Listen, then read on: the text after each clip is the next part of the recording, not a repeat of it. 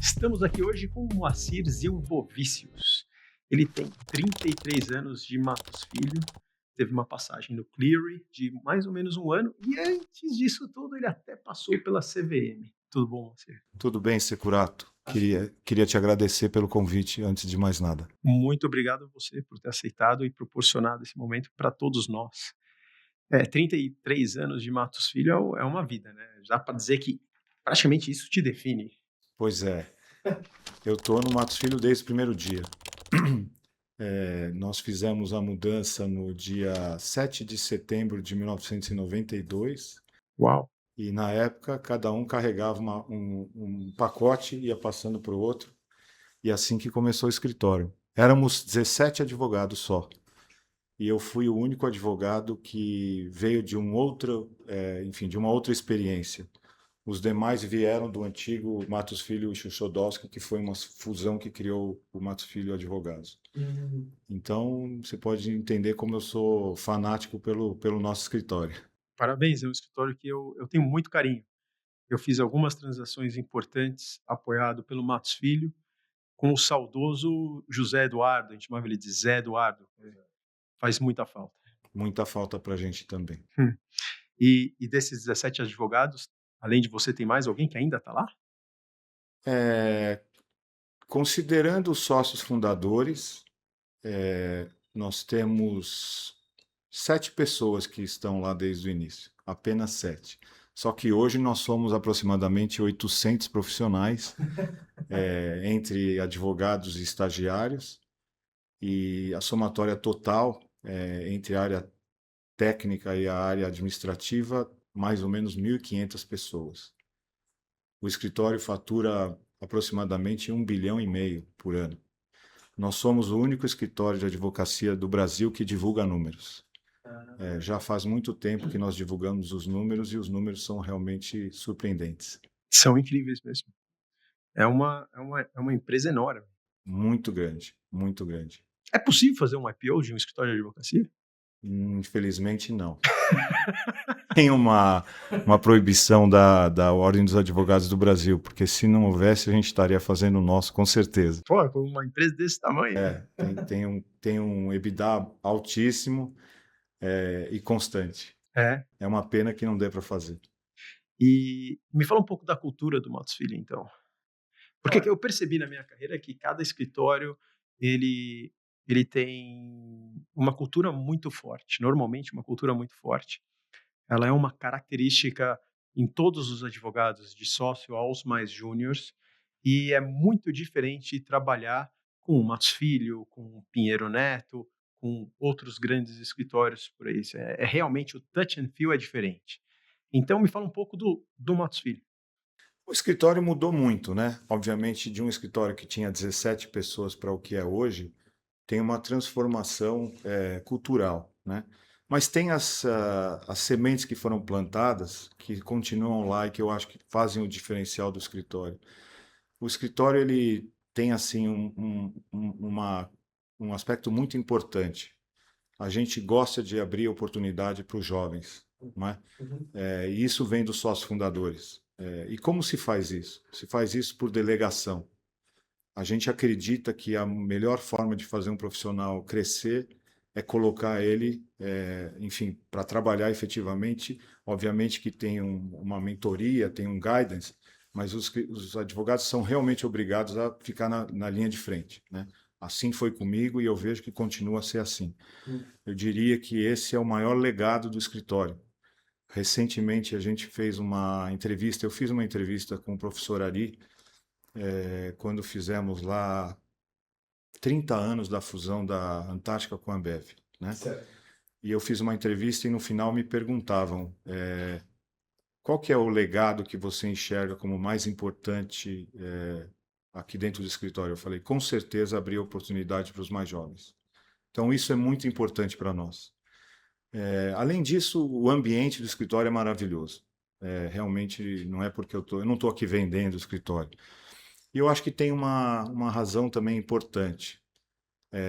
O escritório não tem dono, o escritório tem uma governança, mas ao mesmo tempo cada um é dono de uma pequena fração. Então, a pessoa realmente que está no escritório, ela se dedica àquilo como se fosse dela, mas ela segue uma governança que é muito importante, que é realmente respeitada por todos. Para você ter uma ideia hoje, eu falo isso com muito orgulho, se eu tiver que emitir uma passagem para fazer uma viagem de representação, eu tenho que pedir para o head da minha área, que aliás não sou eu, com muito orgulho digo que não sou eu.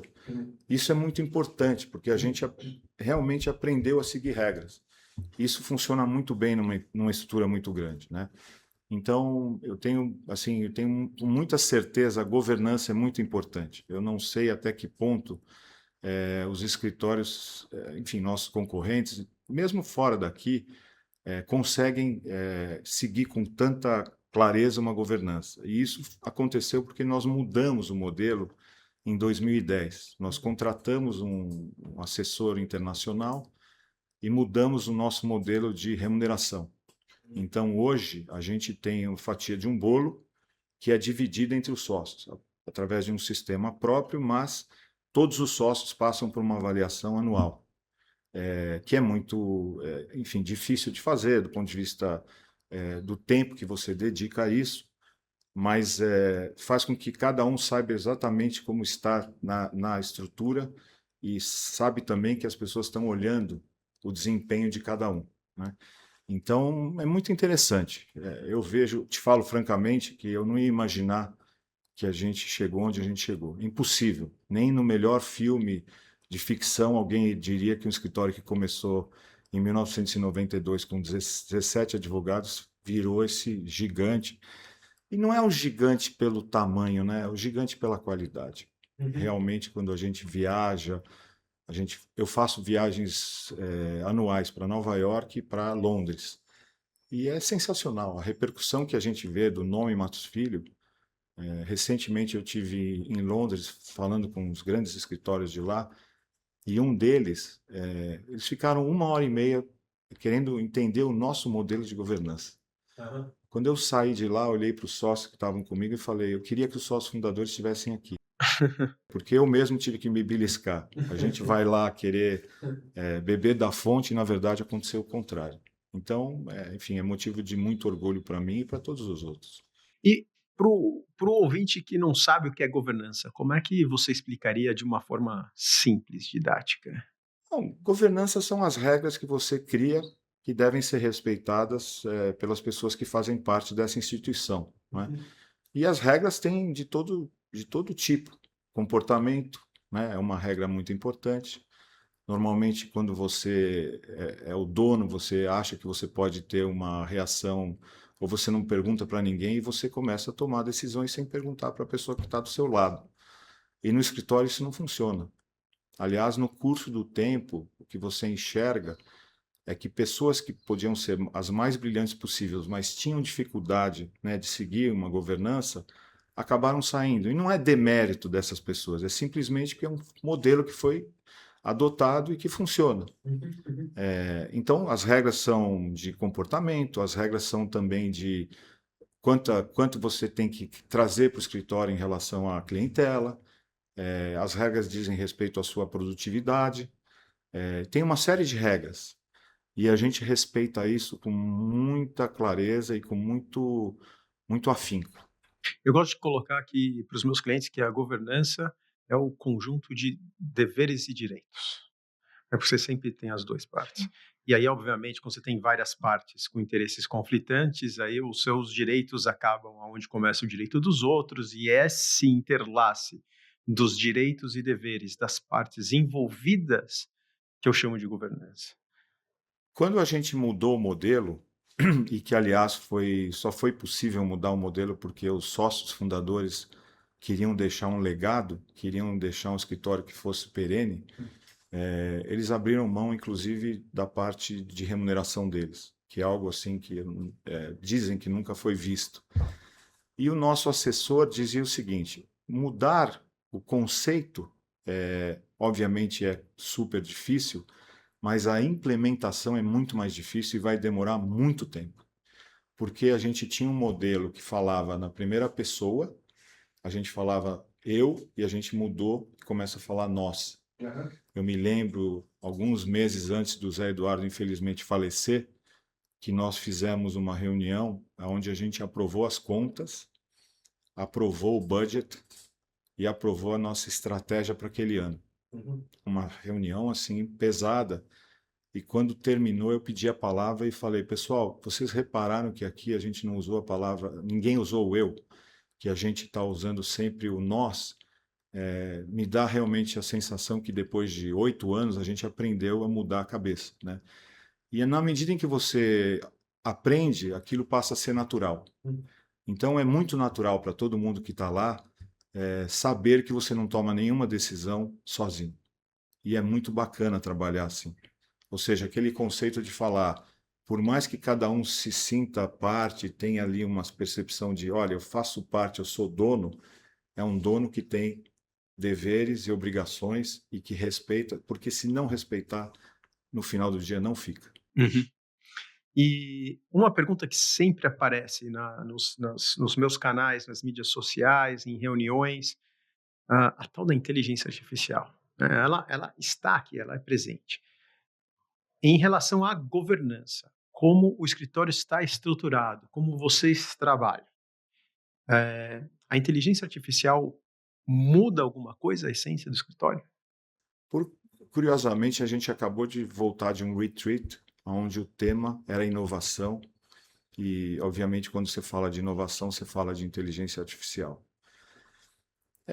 Nós temos ali um grupo que é dedicado a isso, que formou, enfim, até como se fosse virtualmente uma outra pessoa que se chama ATIX.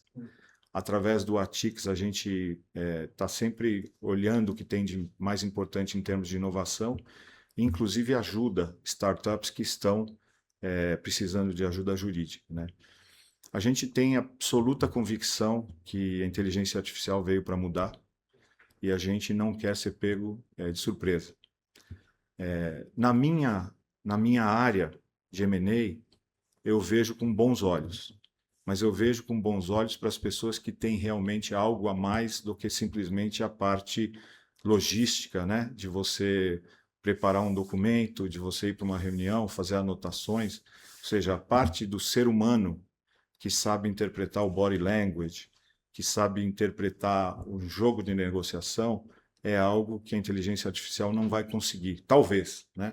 Mas do ponto de vista de ajudar, eu vejo que ajuda muito. Hoje em dia, por incrível que pareça, você pode ir para uma reunião, você coloca lá seu iPhone, ele tem uma gravação, no final ele te faz um resumo daquela reunião, muito melhor do que aquela que você ficou anotando. Eu, por exemplo, sou um péssimo anotador. Quando eu termino, eu não entendi nada do que eu escrevi. E com aquilo, você pode simplesmente, com ferramentas próprias, você pode chegar para o nosso modelo lá e você fala, olha, eu preciso fazer as seguintes mudanças no contrato, XYZ, e eu quero isso em versão marcada. E você tem uma versão marcada em 10 minutos, muito melhor do que aquela que seria produzida por nós, né?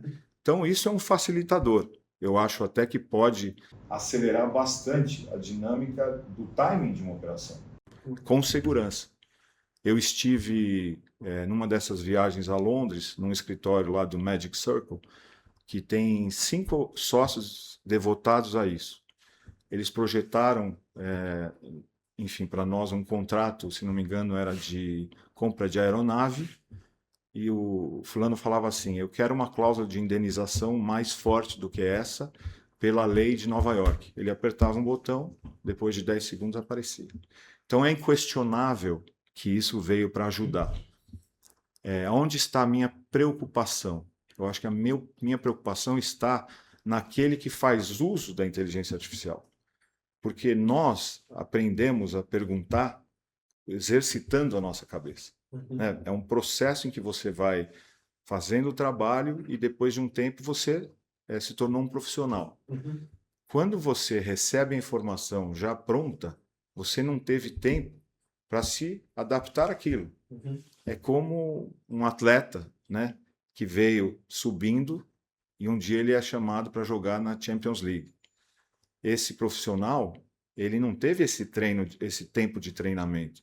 ele é chamado diretamente para jogar na Champions League. Isso me preocupa demais.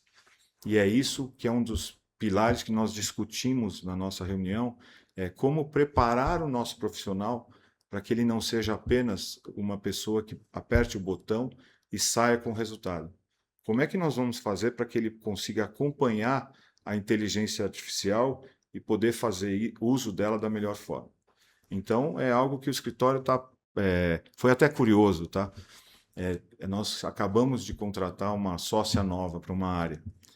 E batendo um papo com ela, ela falou: olha, eu fiquei muito impressionada que vocês estão dizendo que vocês precisam estar muito atentos para essa questão da inteligência artificial, porque para mim o escritório de vocês está sempre na frente dos outros. E se você está dizendo isso, é porque realmente os outros devem estar muito para trás. Eu não acho que é isso. Mas a gente tem que estar sempre atento. Isso aí veio para ficar, né? A inteligência artificial vai ser o futuro. Então, há um impacto imediato em relação a isso. Eu estou muito alinhado com a sua linha de pensamento, porque, sim, IA existe, ela veio para ficar, ela aumenta muito a eficiência, ela muda como a gente faz a parte de execução das reuniões, mas no final, o nosso trabalho ainda é essencialmente humano. E até a gente estava falando aqui nos bastidores, né? É como você ouve aquela informação do cliente, transforma ela em empacota para você colocar numa mesa de negociação, e vai ser diferente se do outro lado tem um banqueiro, um advogado ou um outro empreendedor, se é uma fusão, por exemplo. Então, quando você está lidando com relações que são humanas, a inteligência artificial ainda não está lá e eu não vejo estando lá. Eventualmente, se do outro lado tiver uma inteligência artificial tomando decisão, talvez a gente chegue num mundo que a gente chega nisso, né? Um avatar, um agent é engajado, tem o mandato de vender a empresa e ele toma as decisões sem consultar o humano, aí sim, você vai ter desse lado, você tem que ter uma inteligência artificial e eles vão se entender. Espero que a gente não chegue nesse ponto, porque acho que o mundo vai ser muito triste, né? O nosso papel, eu não sei qual vai ser o nosso papel no mundo, né? Se não é tomar decisão. Mas a formação do profissional passa pela dor de fazer. E tem várias coisas em investment banking que eu acho que é parecido com você, que no processo de fazer, a gente vai construindo o nosso arcabouço analítico e de execução, que depois, quando você já é uma raposa velha que nem eu e você olha para aquele documento, você olha para aquela planilha, você fala: isso aqui está errado. Né? Mas calma aí, como é que em 2 segundos você sabe que está errado? Eu sei que está errado. Por quê? Porque eu sei aonde a gente deveria estar. Eu sei o que esperar desse documento. E não está lá ainda. Então, vai fazer, vai melhorar, vai arrumar. E esse processo em investment banking, ele é arcaico, mas funciona muito bem. O meu time faz a apresentação. Eu pego a apresentação, um pedaço de papel, Moacir, canetinha vermelha de preferência, que é para ser mais assim dramático, e faço as minhas anotações. E aí eu dou o markup para o meu time. Quando o analista é inteligente, ele não está só processando. Porque eu podia tirar uma foto disso, jogar na inteligência artificial e ele produz o documento novo. Por que eu não faço isso? Porque eu quero que ele veja como eu li o documento. Eu quero que ele veja quais são os comentários que foram importantes para mim. Eu quero que ele tenha a curiosidade de imaginar por que eu mudei isso. Por que eu mudei essa palavra por aquela palavra? Porque foi assim que eu cresci, foi isso que eu fiz a minha vida inteira. Eu aprendi a admirar e respeitar os meus chefes, eu tive excelentes chefes, tive outros que não eram tão bons também, mas foca nos bons, né? Aquelas pessoas brilhantes com quem eu tive a oportunidade de trabalhar. E realmente chupar da página o mindset dele, o ponto de vista dele, e tentar te surpreender. Eu sei que você gosta disso daqui, eu já trazia pronto. E aí chega uma hora que os comentários vão ficando menores. Eles sempre vão existir. Uma coisa que me preocupa também, e você deve ter, enfim, percebido isso ao longo do tempo, é a velocidade como se toma a decisão. Principalmente numa negociação, às vezes você precisa voltar para casa, né, refletir sobre aquilo, aí você passa o fim de semana, você reflete sobre aquilo. É a parte que não aparece no documento. E se já hoje em dia as negociações têm uma celeridade preocupante, que o advogado, quando termina a reunião, é esperado que ele faça uma minuta para o dia seguinte, e com a inteligência artificial fará mesmo, você pode ter uma negociação num prazo muito pequeno. Pode ter um lado bom para isso, mas tem um lado que me preocupa, que é esse da falta de reflexão. Certas decisões que você toma na vida, elas merecem uma reflexão, né?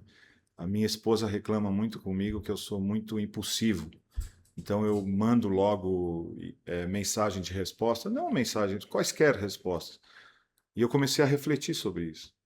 E eu tenho tentado ter um pouquinho mais de tempo, né? Não responda agora. Se há uma decisão importante que você tem que tomar, ou você tem uma mensagem que você quer passar, segura aquilo, porque de um dia para o outro pode ser que você encare de outra forma, né? Então, eu acho que a inteligência artificial, nesse sentido, ela irá efetivamente valorizar os profissionais que têm mais experiência, que poderão inclusive fazer o que você acabou de comentar. Olha, me traga o contrato, eu sei bater o olho e eu sei aonde está alguma coisa que vai pegar. Inclusive, eu sempre faço esse exercício. Dependendo do tipo de situação que o meu cliente está, eu pego o contrato e falo, eu sei aonde isso vai pegar. Por exemplo, se ele está fazendo um negócio com uma outra parte que é conhecida por litigância, eu vou lá e vou ver como que está a cláusula de litígio aqui, né? Pode ser que seja muito mais importante do que uma cláusula de indenização nesse contexto. Se é uma empresa familiar que eventualmente considera trazer sucessores, eu vou olhar a governança do ponto de vista de o que o contrato permite em relação a trazer, enfim, pessoas da família, e assim vai. Você vai me dizer, bom, a inteligência artificial sabe fazer isso? Em parte. Eu acho que a inteligência artificial não sabe ler um body language. Não, espero que não saiba, talvez chegue próximo, né? Mas nesse sentido eu até tenho um certo entusiasmo, né? Da valorização do profissional que tem mais experiência e que tem a capacidade de observar aquilo que não é só mecânico, né? Que não é só... às vezes a gente brinca, M&A é fazer uma pizza, né? Mas quem fez a receita daquela pizza, né? Então, talvez tenha uma oportunidade aí. Eu gostei desse ponto, porque eu não tinha pensado nisso ainda, e você tem total razão. Eu lembro quando eu pedi a minha esposa em casamento. E eu fui um dos primeiros da minha turma a propor, né, ficar noivo. E o processo foi assim, eu cheguei à conclusão que era a Camila, essa era a mulher da minha vida, é com ela que eu queria casar, e eu decidi que eu não queria ser o último, porque eu acho frustrante quando a mulher está esperando, todo mundo sabe, e vai, e aquela enrolação e não acontece. Aí eu falei, bom, já que eu já sei, já cheguei a essa conclusão, eu vou agir. Tá? Só que eu já namorava com ela há 8 anos, então não é que também existe, né? Foi um processo. E aí, quando eu tomei a decisão, eu falei: eu quero propor do jeito americano. Eu vou levar um anel com um brilhante solitário, que é como eles fazem lá. E aí eu contratei o Henry, que é um fantástico joalheiro. Ele ia participar de uma feira em Israel. Eu falei: compra a pedra. Aí ele foi lá e comprou a pedra. Aí ele trouxe a pedra. A pedra, essa pedra. Agora vamos fazer um anel. Eu falei: eu quero um anel assim. Eu desenhei o anel. Aí ele fez os ajustes lá e executou. Ou seja, todo o processo de comprar o anel, que foi 3 meses, foi o ritual que eu me dei para amadurecer a ideia do casamento e ter certeza que isso ia dar certo.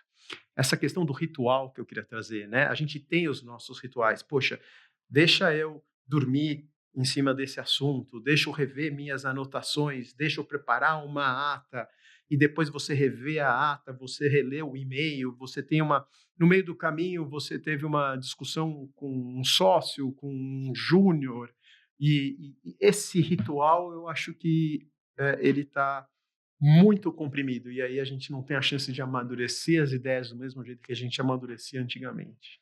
Olha, você tocou num aspecto muito interessante. Eu adoro ritual e adoro fazer a concepção, né, do rito. E já que você falou em pedido de casamento, eu vou contar como foi o meu. Opa! Meu sogro era desembargador e, na época, ele era o corregedor do estado de São Paulo. E tinha uma fama de ser uma pessoa muito dura, né?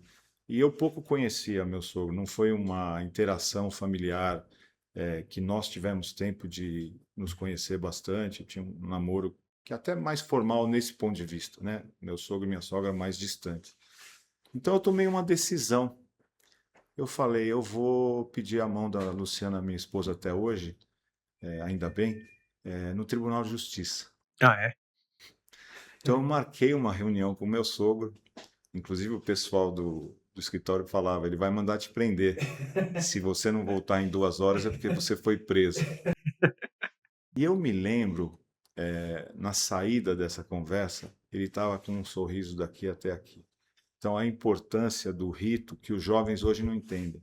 Desde a forma como você se veste, como você se comporta. Quando você vai fazer uma primeira reunião, você olha no olho da pessoa e dá a mão, a importância de dar a mão e apertar a mão. Tem uma série de pequenas coisas que fazem um profissional, né?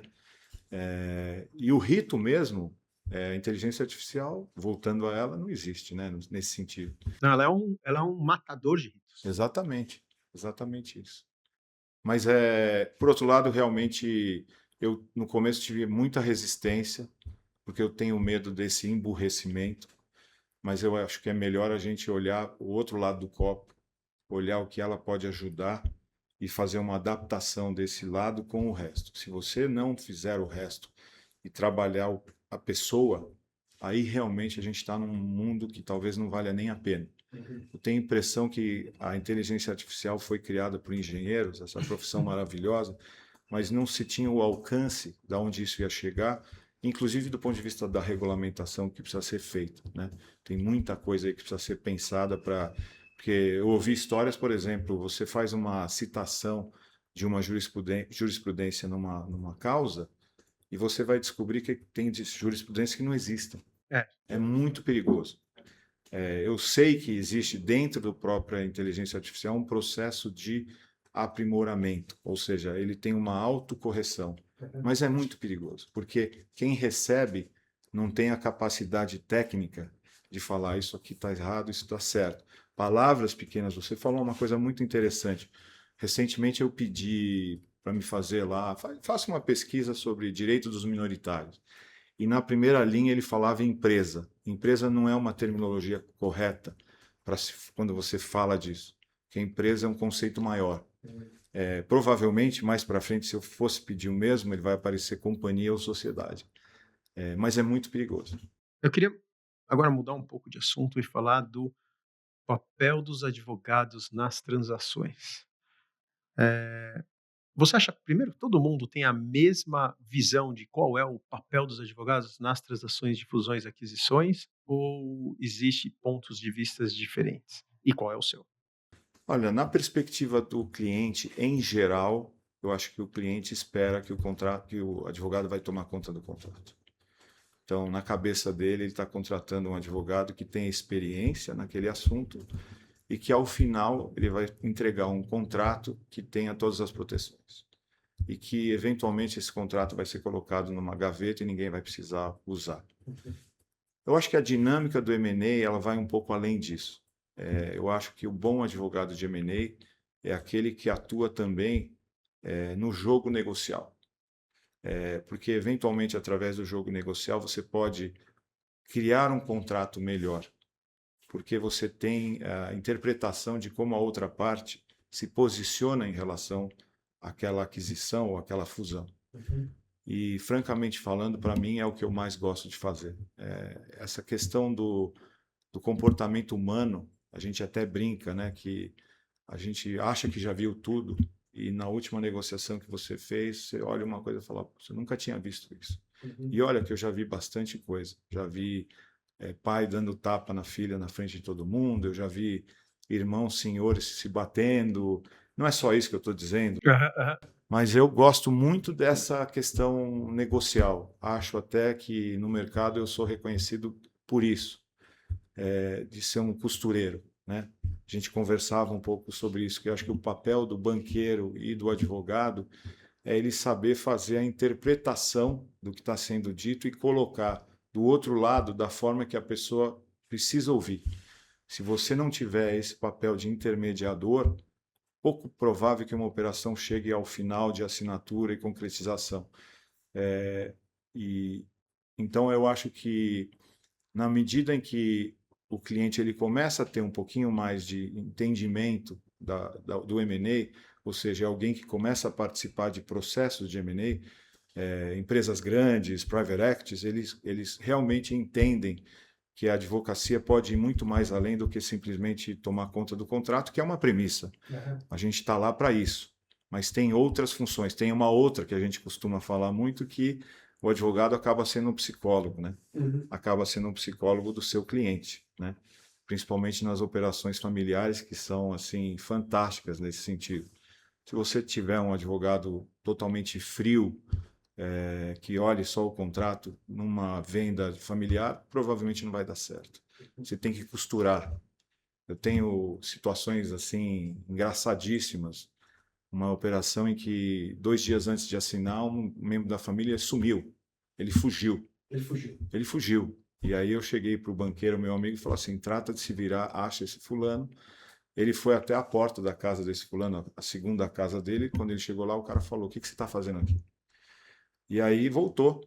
E no dia da assinatura, uma das pessoas da família ligou para ele e falou: olha, fulano, se você não aparecer, a gente tem um dossiê aqui que a gente vai entregar para pessoas que você não quer que recebam. Ele apareceu na hora. Caramba! Quando você conta isso para as pessoas até falam que eu devia fazer um livro sobre as minhas experiências de M&A. Mas eu sempre digo que esse livro vai ter a minha mãe, a minha avó e a minha esposa como interessadas. Então eu não posso fazer, não irei fazer. Entendi. Bom, mas a gente pode falar um pouquinho mais sobre esses assuntos aqui. É maravilhoso. De vez em quando o pessoal pergunta, Securato, qual que é a diferença de uma Masterclass para um workshop? Masterclass é uma aula expositiva de 2 a 3 horas de duração sobre um tema atual com aplicação prática. Então, o palestrante vai tratar de um tema, por isso que chama Masterclass, é uma aula, uma classe. Já o workshop demanda a participação ativa do público. Então, os alunos colocam a mão na massa. Eles não vão ficar passivamente assistindo, ouvindo, anotando. Não, no workshop você vai fazer, você vai discutir, você vai debater, às vezes em grupo, às vezes no ambiente de sala, de auditório, algum tema específico. Os nossos workshops mais importantes são o workshop de modelagem financeira, que a gente constrói um modelo do zero juntos, e o workshop de entrevistas, aonde a gente tem uma estruturação de um processo seletivo e a gente instrui vocês como se comportar, como responder perguntas, e depois a gente pratica, a gente simula entrevistas dentro do nosso auditório. Então, Masterclass, uma classe, workshop, mão na massa. Moacir, o segundo quadro do nosso programa sempre fala sobre a carreira, mas não é a sua carreira, é para aqueles que estão começando agora, que estão conhecendo o mundo de fusões e aquisições, de investment banking, de banqueiros e advogados, e você está numa posição super privilegiada. 33 anos trabalhando com isso nas costas, você já trabalhou com todos os bancos, todos os banqueiros, todos os tipos de clientes. Minha pergunta para você é justamente sobre isso, né? Pensando nos melhores banqueiros com quem você trabalhou, eles têm alguma característica comum? Que tipos de banqueiros, de comportamentos você encontrou? Eu costumo dizer que eu sou uma pessoa que tem muita sorte, né? Porque nesse mercado a gente acaba lidando com pessoas realmente especiais, né? Lidei com, enfim, tive ao lado e tenho grandes amigos, acho que isso é uma outra sorte. Eu sempre tive o interesse de formar relacionamentos que vão além da profissão. Ao invés de te falar nomes, eu te diria que eu acho que os melhores profissionais dessa área de M&A são aqueles que conseguem entender o contexto. Cada negociador tem um estilo. tem um negociador que é mais intuitivo, tem um negociador que é exaustivo, tem um negociador que é extremamente técnico e assim vai. O que eu acho muito importante é o negociador, o banqueiro, entender o papel dele naquela específica operação. Então, se é uma empresa que tem dificuldade financeira e que precisa colocar dinheiro em caixa, mesmo que esse banqueiro tenha tradicionalmente um tipo de negociação exaustiva, ela não funciona. E, eventualmente, antes de contratar um banqueiro, e talvez até em relação ao advogado, o cliente precisa se informar sobre isso, porque o comportamento humano é mais difícil de mudar. É verdade. Então, às vezes você precisa de um banqueiro agressivo, né? E um banqueiro agressivo, ele não vai se tornar necessariamente uma pessoa calma, e ele não consegue mudar o comportamento sempre. Então, para mim, eu acho que aqueles que conseguem se adaptar melhor são os melhores. Mas eu digo que aqueles que pelo menos refletem sobre isso, hoje em dia já tem um destaque. Porque até a gente tem que fazer esse exercício. Obviamente, eu tenho minha característica, né? Muita gente fala que eu sou um bom costureiro, né? E eu acho que a atividade de M&A é isso, é fazer corte e costura, é você fazer chegar a informação para o outro lado de uma forma que não soe agressiva, que faça contexto no meio dessa operação, né? E ficar juntando as partes. Eu aprendi, por exemplo, que o advogado ele nunca deve ser uma pessoa de preponderância numa negociação. Se você quer ser, é que nem juiz de futebol. Se você quer ser uma grande estrela, é que tem alguma coisa errada. Você tem que ser uma pessoa que ajuda na negociação, mas também saiba trabalhar bastidores. E isso funciona também para os banqueiros. Eu acho que aqueles que sabem fazer a costura são os melhores. A analogia que eu faço é a do DJ da festa. Porque o DJ da festa, quando ele trabalha bem, você esquece que ele estava lá. A festa foi super legal, todo mundo se divertiu, todo mundo dançou, mas quando o DJ erra, todo mundo percebe. E a gente fala, né, que o DJ errou.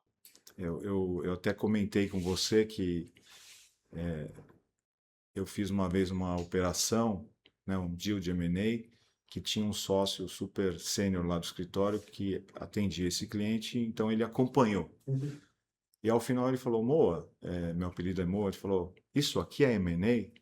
Isso aqui é uma compra e venda de uma empresa, não tem nada de mais, esse glamour que vocês criam. Eu falei, olha, é o seguinte, se você colocar na primeira ligação a pessoa que não sabe o rito, novamente o rito, você começa a matar a operação naquela primeira conversa, né? Então, é muito importante que você faça um estudo, você entenda melhor qual é a operação que você está participando e não faça só um processo de logística que você repete sempre a mesma atuação. É muito importante ler entre as linhas, entender as motivações. E o que eu aprendi na minha vida é que às vezes as pessoas não sabem quais são as suas motivações. Você faz a pergunta certa para ela, mas ela te dá a resposta meio que se encaixa naquela pergunta.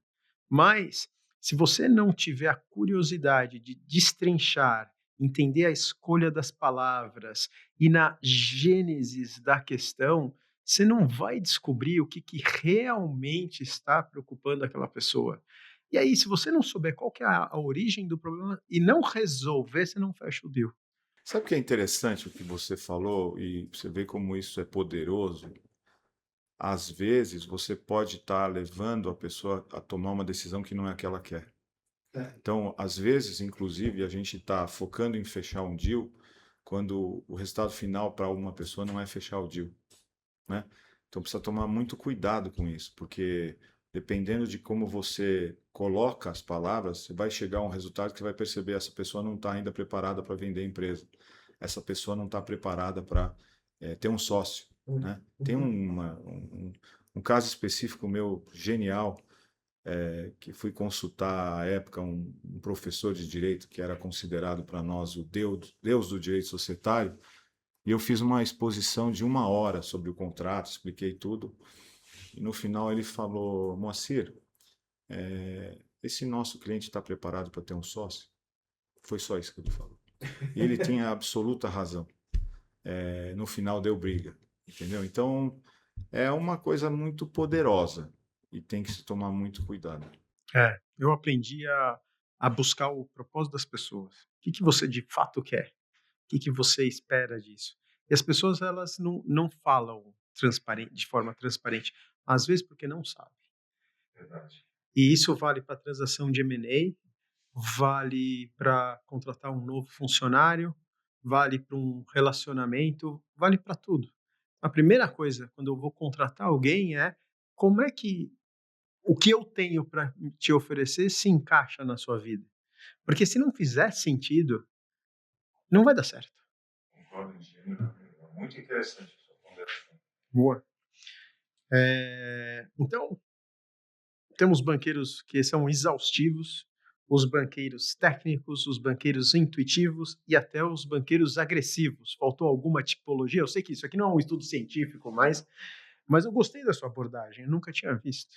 Ah, tem os malucos. Tô brincando. Eu gosto bastante de uma mistura entre o intuitivo e o objetivo. Eu não sou muito de negociação exaustiva. Eu acho que ao final ela acaba criando um humor perigoso, porque acabam ficando feridas. Então, assim, é uma negociação exaustiva se ela apresenta uma oportunidade, né? Em que efetivamente vai comprar uma empresa e que você nunca mais vai ver aquele sócio está em dificuldades, mas até nisso o mundo dá voltas, né? E eu acho que essa negociação exaustiva, ela também, ela, do ponto de vista até pessoal, ela é muito cansativa. E quando você está cansado, eventualmente você deixa coisas que você não deveria ter deixado passar. A só intuitiva é perigosa, porque as pessoas que se movem só por intuição também podem não estar com tudo dentro do, enfim, do hemisfério da negociação. Então, eu acho que a intuição com uma parte de técnica funciona muito bem. Posso compartilhar com você um pouco do meu trauma de trabalhar com alguns advogados? Eu já trabalhei com muitos advogados e de vez em quando você se depara, e o mais comum é do outro lado da mesa, não do meu, com um advogado que ele parece que ele precisa ganhar uma coisa em cada parágrafo. E aí no primeiro parágrafo tá lá, tipo, já vi assim, olha, mudar de os acionistas para as acionistas. Nesse nível, mas olha, o que que muda essa mudança contribui para a transação e nos coloca mais próximos de fechar a transação? Zero, né? Mas essa pessoa se deu o trabalho de mudar isso no documento inteiro. Então, às vezes parece que do outro lado da mesa tem alguém contando os pontos. Puxa, ganhei aqui, ganhei ali, ganhei 30 pontos, perdi 20. Em vez de focar naqueles 2, 3 pontos que são realmente importantes para a transação e que muitas vezes a gente não devia nem ver de eu ganhei, você ganhou, não. É o que, que viabiliza a transação. E a segunda coisa que também mais me incomoda nas negociações de M&A é quando você tem uma parte puxando muito para o lado dela. A abordagem que eu tento colocar na mesa de negociação é o que, que é melhor para a empresa. O que que aumenta a probabilidade de sucesso da empresa, da companhia ou da sociedade? Não, aí você pode falar empresa. Porque se a empresa estiver indo bem e se ela tiver condições de capturar, né, o seu fair share de valor da operação, isso vai refletir em todo mundo vai se beneficiar. Mas aí você tem imposições de governança, e a que eu mais odeio é o CEO é meu, o CFO é seu, que eles dificultam a boa funcionalidade da empresa. Então, você já tem no nascimento da empresa e no acordo de acionistas uma divisão da diretoria executiva. Como é que isso pode ajudar a empresa? Muito interessante e importante o que você falou. Sobre os advogados, eu acho que vem melhorando bastante. Até porque, no fundo, M&A é uma ciência e com o tempo você vai melhorando. E aí você também acaba tendo uma repercussão sobre outros profissionais, né? Mas, fazendo uma brincadeira, ainda bem que existem esses que ficam trocando, enfim, questões que não têm relevância, porque acaba dando um pouquinho mais de valor para aqueles que sabem o que estão fazendo. Mas é muito chato. E isso que você falou é muito interessante. A gente tem um problema que é olhar aquela imagem. E a imagem mais importante é a imagem do pós-negociação. Então veja aquilo que eu falei, dependendo do humor que você cria, né? Mesmo numa compra e venda em que uma das partes sai, é muito importante que você tenha um bom ambiente, porque o comprador vai precisar do vendedor. Tem um período de transição, né? Então, essa questão, a negociação, todo mundo fala, né? A melhor negociação é aquela que todo mundo sente que perdeu um pouco. E é verdade. As negociações feitas com muita rapidez, em que alguém levou tudo, tem vários casos aqui que mostram que não funciona. Depois de uma semana, o cara quer voltar e fala assim: não era isso que a gente queria fazer, vamos ter que voltar para a mesa, né? Então, eu concordo totalmente com você e acho até que a gente deveria se importar mais, os advogados, prestar um pouco mais de atenção no pós, né? A gente é um pouco focado em concretizar, né, materializar o deal e não pensa um pouco sobre como vai ser o dia seguinte. Tem uma dica aí para gente. Boa, excelente ponto. E em várias transações que eu fiz, eu fiquei com a impressão que só eu e o advogado leram os contratos. Você também tem esse sentimento? Infelizmente os clientes não leem, né? É uma linguagem muito técnica, é difícil.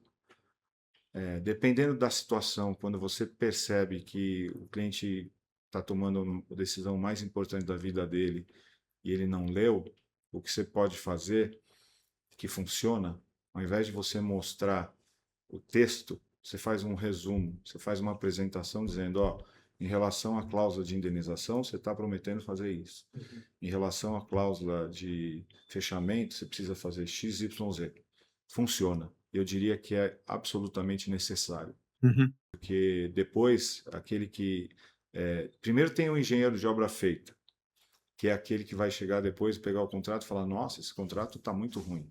Só que ninguém entende o contexto da negociação. E segundo, desculpa a brincadeira, mas tem sempre um culpado.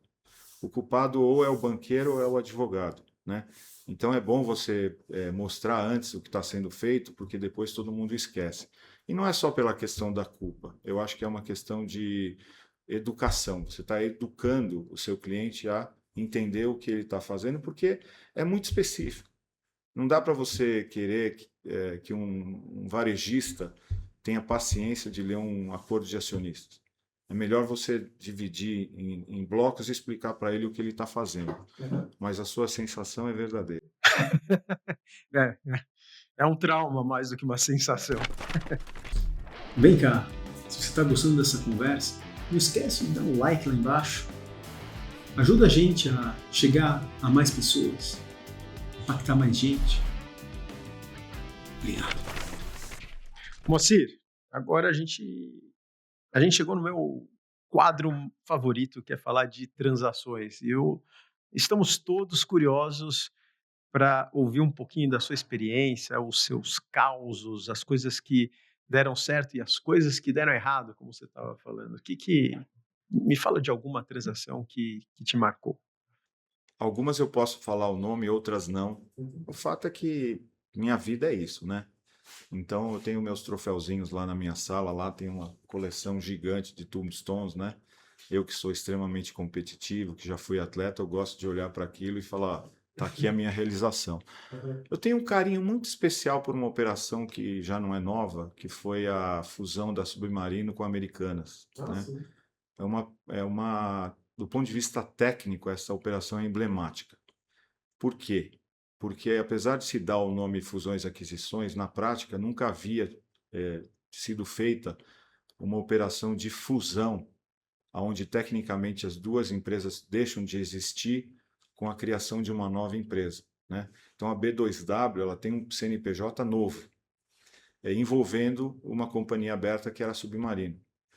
Esse projeto foi desenhado pelo escritório, junto com o BMA, junto com a pessoa do Paulo Aragão, que não precisa nem explicar quem é e que é um grande advogado que tem o respeito de todos.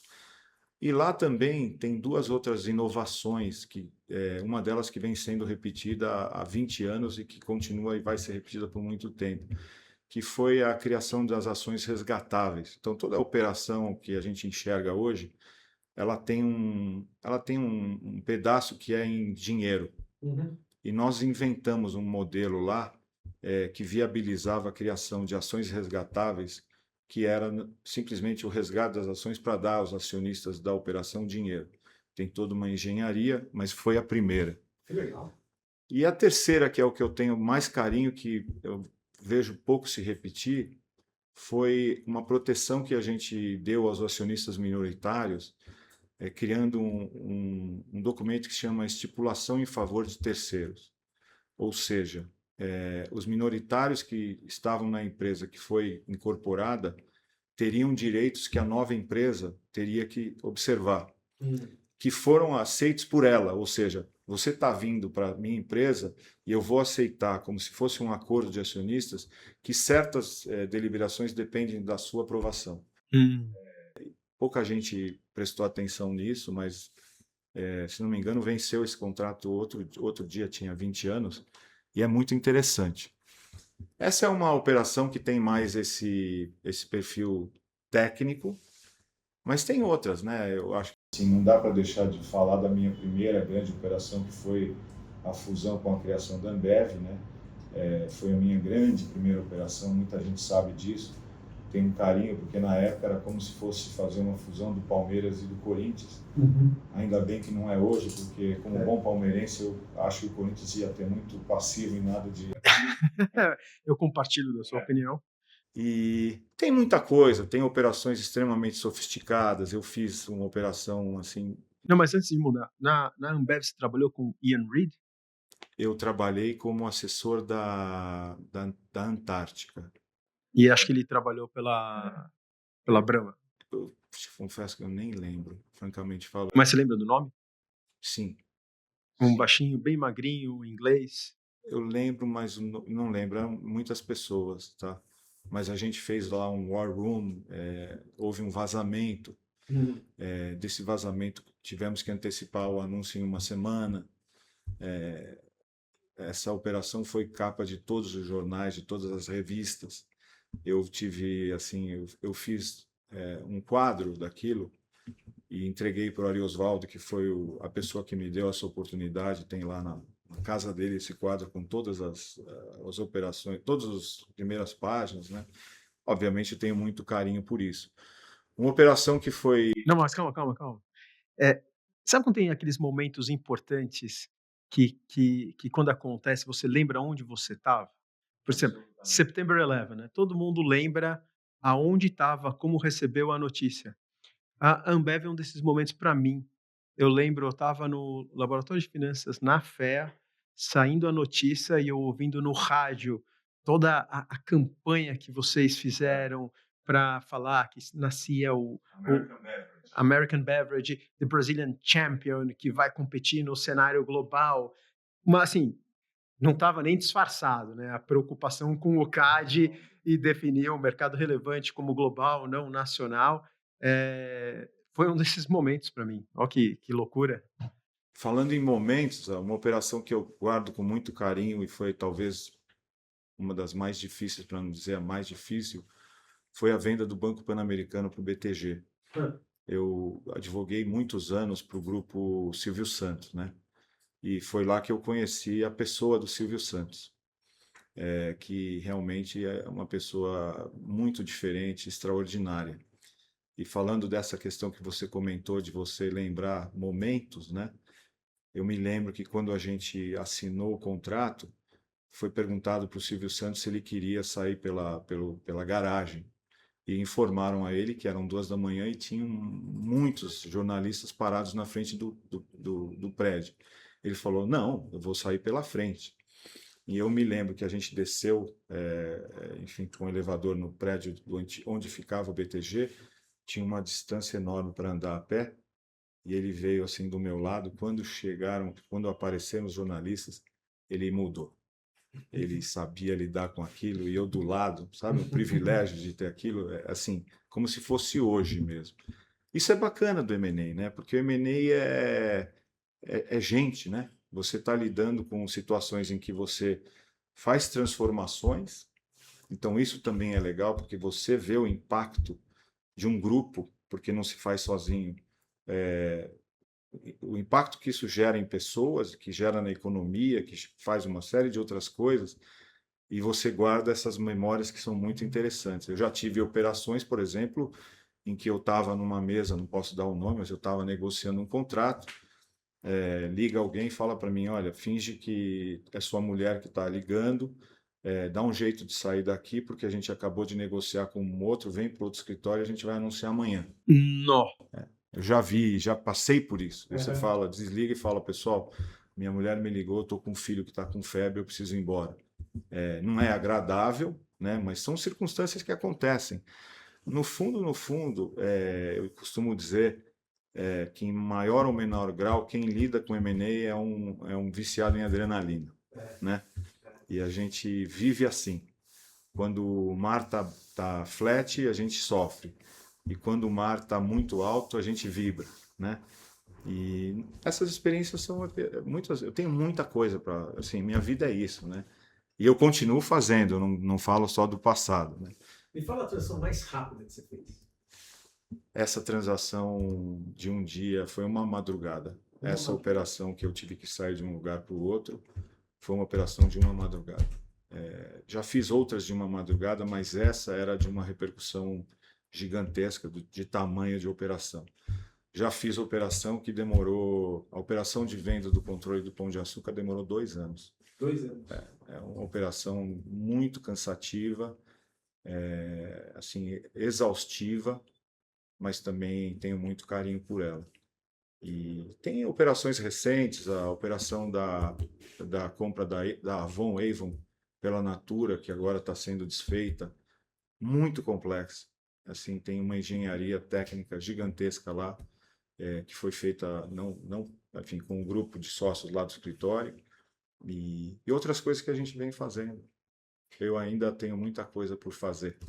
E eu vou fazer uma pergunta difícil agora. Você acredita em M&A? Porque deixa eu dar o contexto. Existem estudos acadêmicos que falam que a maior parte dos M&As não dão certo.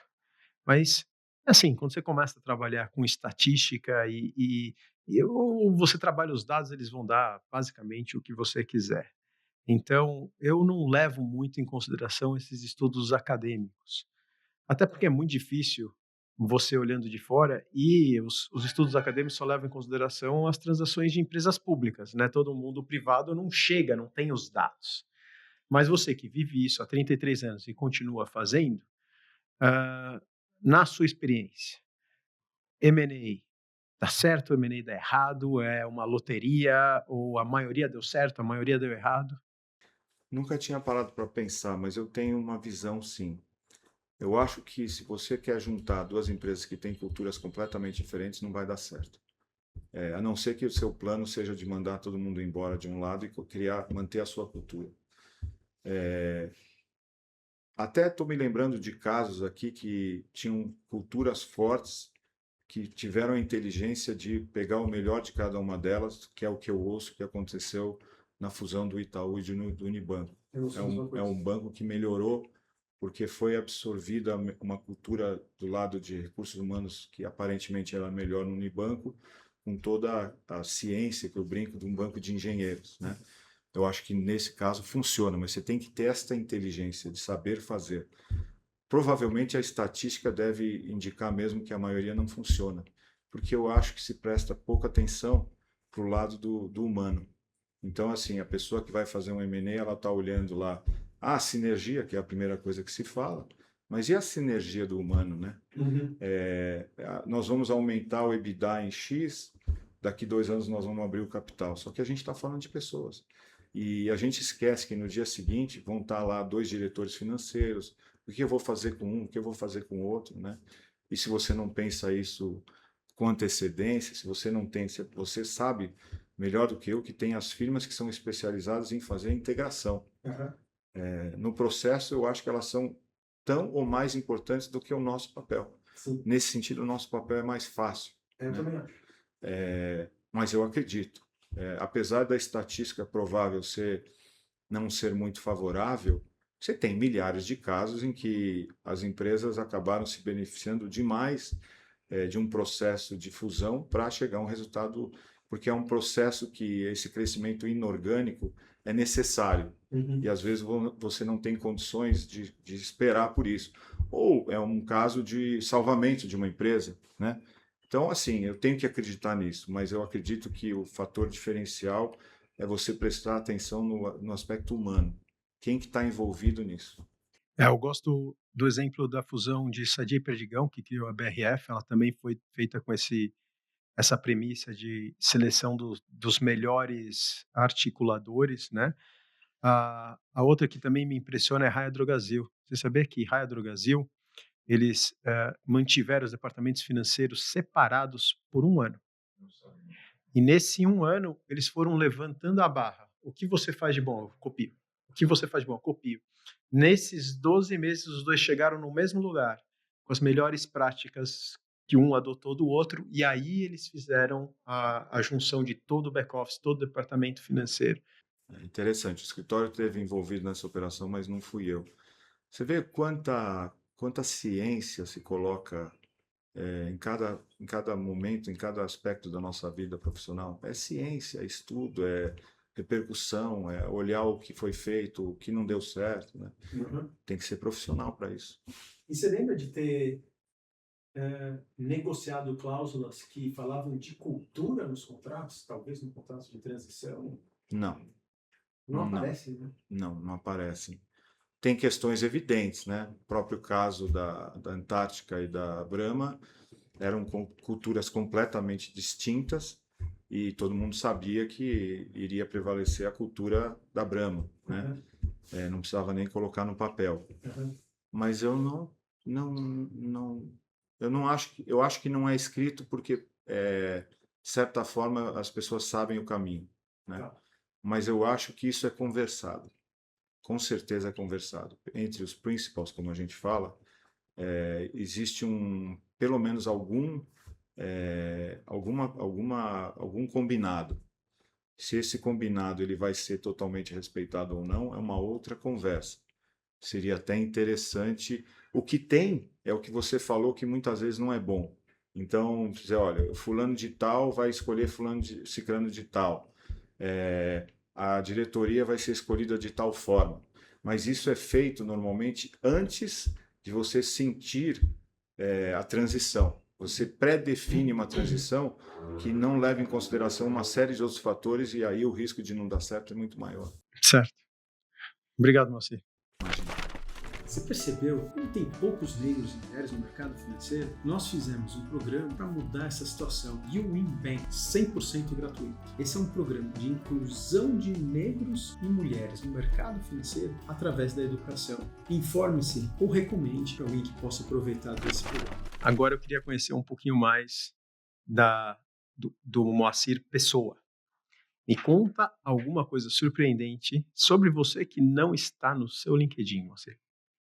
Olha, eu sou uma pessoa que não. Eu brinco que eu não sou uma pessoa assim de grandes surpresas.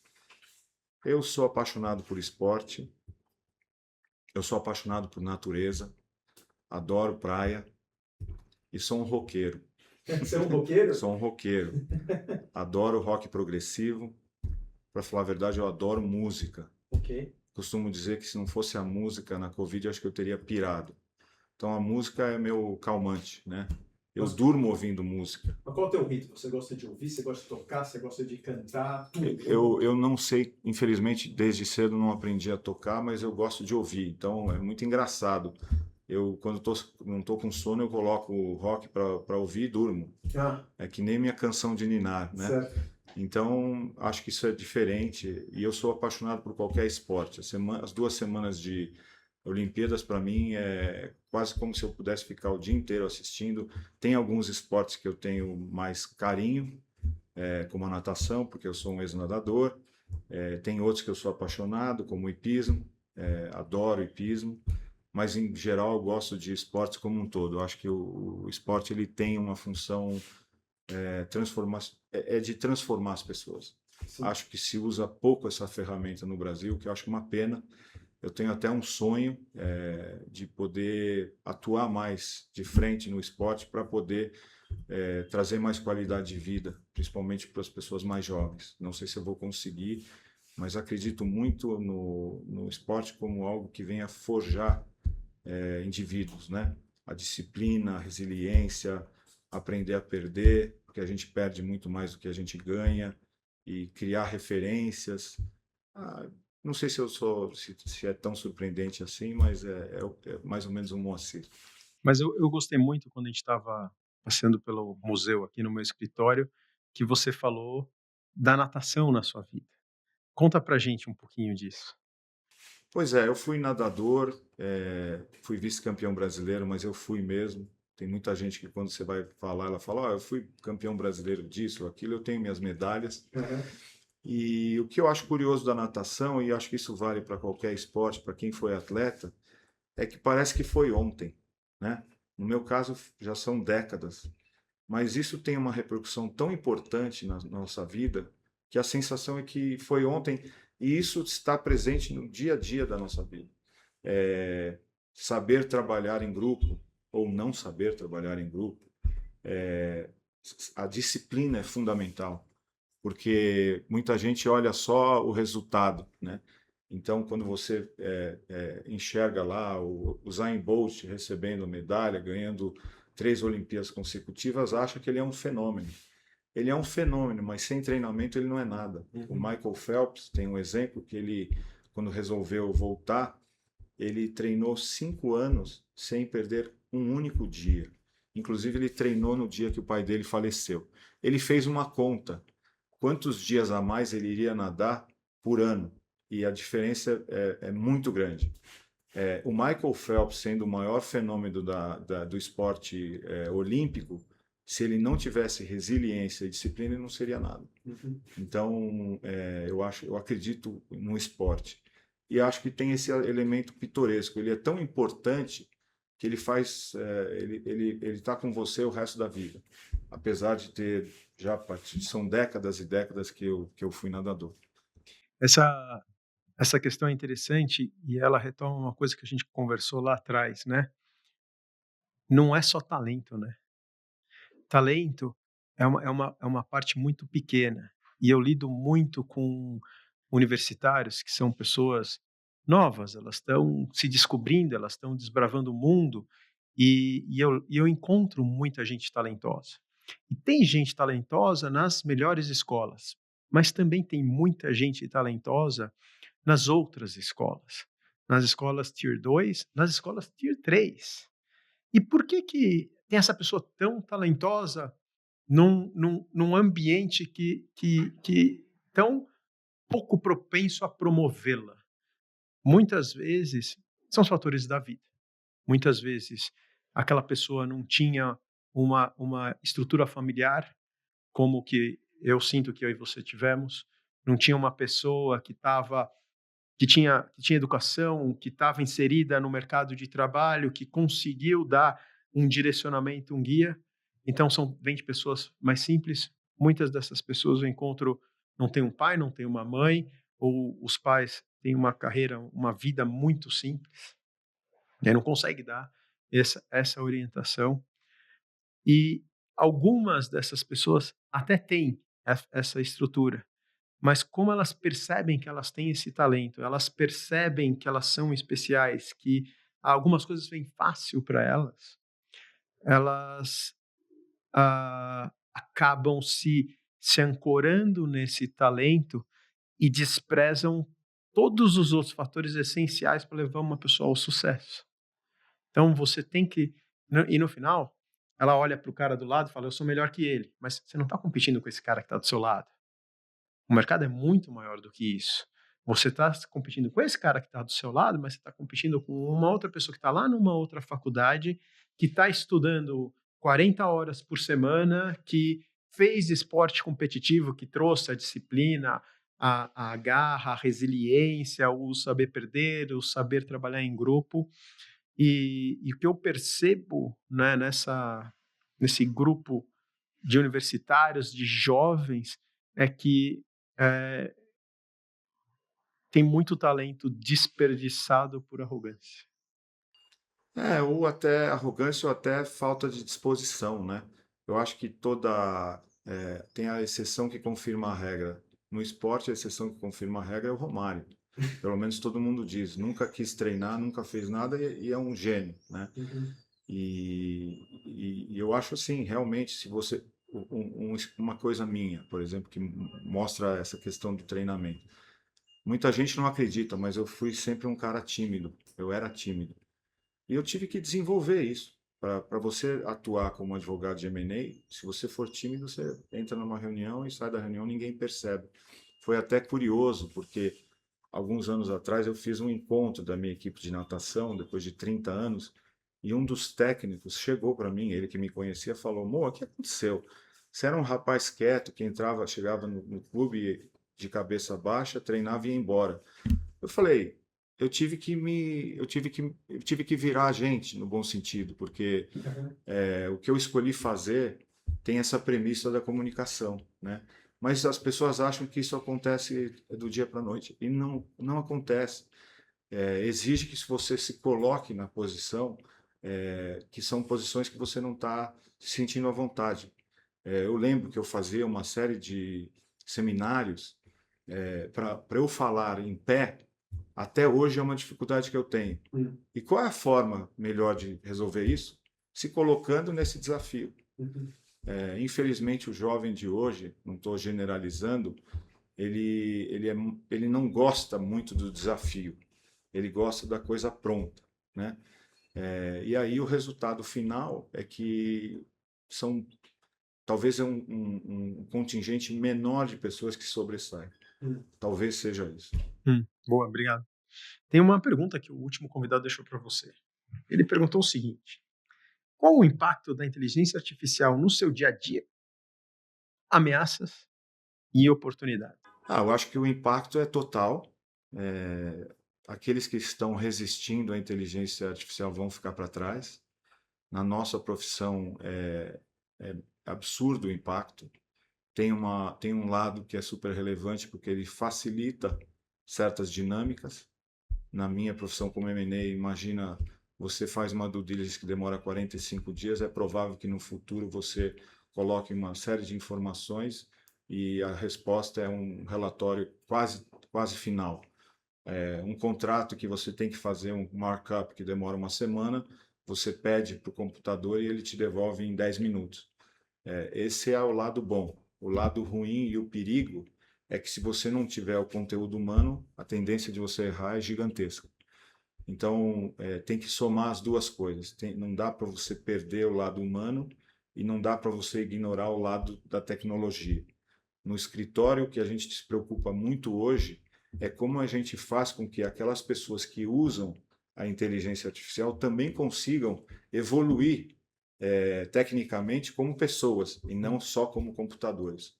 Esse eu acho que é um desafio não só do meu escritório, mas da humanidade, porque a pessoa que usa hoje o recurso, ela não está treinando para aquele resultado, ela recebe o resultado já pronto e a gente aprende fazendo, né?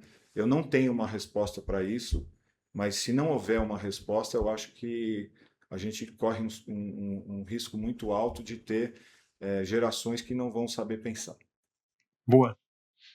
Moacir, obrigado. Imagina. Foi incrível. Obrigado, Securato. Um papo maravilhoso. Você vai ter que voltar aqui no programa e falar um pouco mais de outras transações, de outras oportunidades. Obrigado pela oportunidade. A oportunidade é minha. Queria te agradecer muito. Achei que esse espaço é gostoso de conversar e espero estar de volta. Obrigado. Obrigado.